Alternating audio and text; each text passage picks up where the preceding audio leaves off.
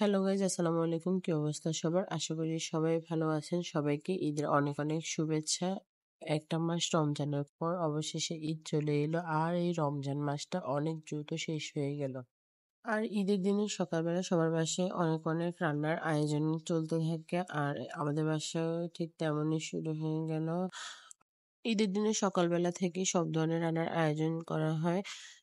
এসবের মধ্যে dessert item, সেমাই, noodles এসব একদম সবার বাসায় কমন। তবে আমাদের বাসায় যেহেতু আমরা মানুষ তেমন বেশি না, তাই বেশি কিছু আয়োজন করা হয়নি। আর এই সেমাইটা হচ্ছে হাতে বানানো চুই পিঠা, এটা আমাদের বাসায় বানানো হয়।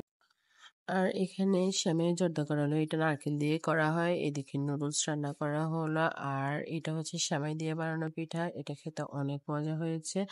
তারপর আস্তে আস্তে রান্না বসানো হচ্ছে, এটা গরুর মাংস কষানো হচ্ছে। গরুর মাংস কষানোর পর আরেক চুলায় রোস্ট রান্না করার জন্য মুরগিগুলোকে ভেজে নেওয়া হচ্ছে।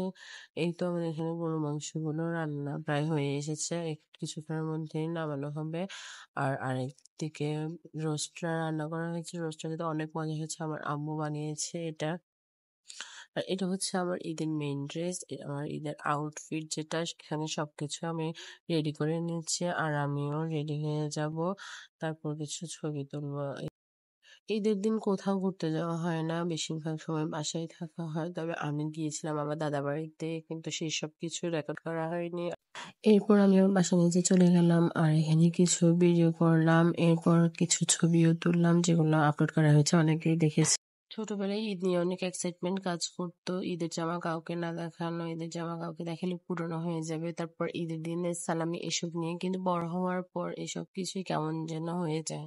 চাঁদ রাতে মেহেদি লাগানো, ঈদের দিন, এসব কিছু নিয়ে আর কোনো উৎসাহই থাকে না। ঈদের জামাটাও পরা হয় না তেমন। আর এই তো এখানে আমি রাতের খাবারটা খেয়ে নিলাম, তারপর ঘুমাতে চলে যাব। আর ভিডিওটা কেমন হয়েছে সবাই জানাবেন। সবাইকে আল্লাহ হাফেজ।